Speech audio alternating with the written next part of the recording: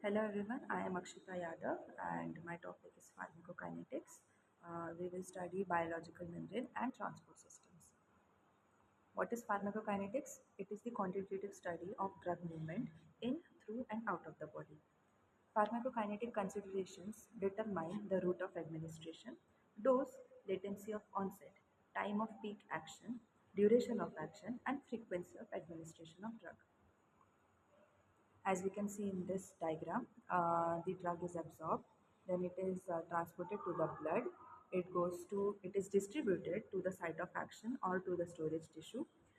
It is biotransformed or metabolites, and the metabolites are then excreted in the form of urine, bile, feces, sweat, or saliva. Biological membrane. It is a bilayer of phospholipid and cholesterol molecules. The polar groups of these are oriented at the two surfaces, and the non-polar hydrocarbon chains are embedded in the matrix to form a continuous sheet. Extrinsic and intrinsic protein molecules are adsorbed on the lipid bilayer. Proteins are able to freely float through the membrane. Lipid molecules are capable of lateral movement. Thus, biological membranes are highly dynamic. As we can see in this diagram, there are intrinsic proteins which are forming a pore or the paracellular spaces. There are extrinsic proteins. We can see the lipid bilayer, the hydrophilic layer and the hydrophobic layer also. And there are some carbohydrates absorbed on the proteins. Now, transport across membrane. Drugs are transported across the membrane by passive diffusion and filtration or by specialized transport. It includes the carrier mediated transport and the vesicular transport. Passive diffusion. The drug diffuses across the membrane in the direction of its concentration gradient, which is high to low. Now, the factors affecting passive diffusion, rate of transport being proportional to the lipid is to water partition coefficient of the drug.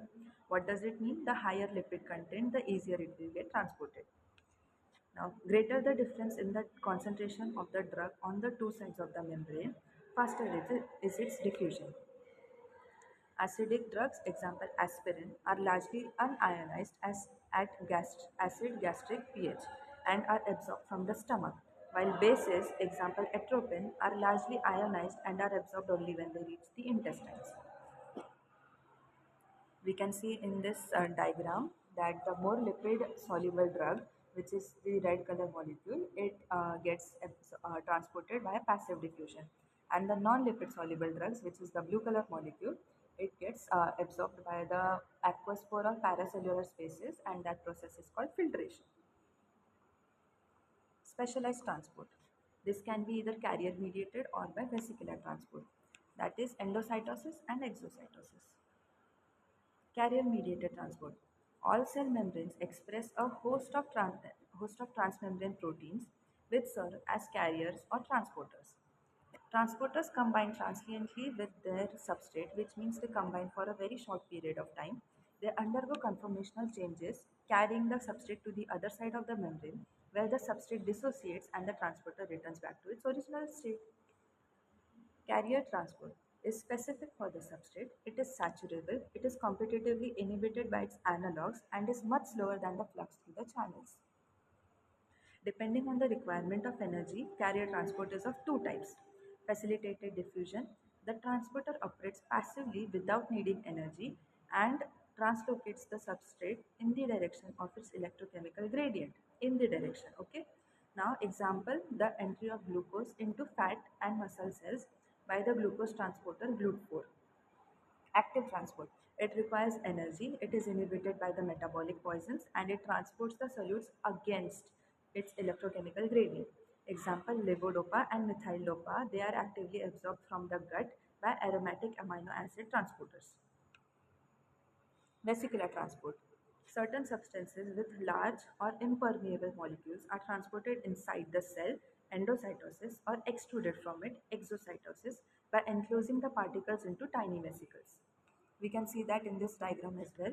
The particle is enclosed, the cell wall is invaginated membrane, and the endocytosis process occurs. The vesicle is formed, and it is either absorbed into the cytoplasm or it is extruded by exocytosis. Endocytosis. The large molecular particle P binds to a binding protein on the surface of the cell. The membrane invaginates to form a vesicle which nicks off, and the vesicle may remain stored within the cell, or it may disintegrate to release the substance in the cytoplasm or be excreted by the cell exocytosis. The particle or transmitter hormone P or H stored within the intracellular vesicle, generally as a complex with a storage protein, is secreted by exocytosis. On activation, the vesicle translocates to and fuses with the membrane. All the contents of the vesicles are then poured out in the extracellular spaces. Test your knowledge. Which of the following is not a component of biological membranes? Now we have seen that the membranes have a lipid bilayer, it has cholesterol, it has extrinsic and intrinsic protein adsorbed on it, and it has carbohydrates, the hydrophobic hydrocarbon layer. So what remains is nucleic acids. So the correct answer is D, nucleic acids. Which of the following is correct about passive diffusion? It occurs against the concentration gradient? No, it occurs along the concentration gradient. Acidic drugs get absorbed in intestine? No, they get absorbed in the stomach. A more lipid soluble drug diffuses faster? Yes, it does. We have seen the lipid is to water partition coefficient of the drug. Transport of non-electrolytes is pH dependent? No, it is pH independent. So the correct answer is C. A more lipid soluble drug diffuses faster. What is the property of carrier mediated transport? So specific for substrate, saturable, competitively inhibited by analogs, or all of the above? Obviously all of the above. Everything is true for carrier mediated transport. Now entry of glucose into the cells by GLUT4 transporter is an example of passive diffusion, vesicular transport, facilitated diffusion, or active transport. We have studied the example of GLUT4, it is facilitated diffusion. What is the fate of the vesicle formed by endocytosis in the cell? It remains stored within the cell. It disintegrates to release the substance in the cytoplasm. Yes. Extruded across the cell by exocytosis. Also yes. So all of the above is the correct answer. Thank you so much for being with me, and this is the end of our topic.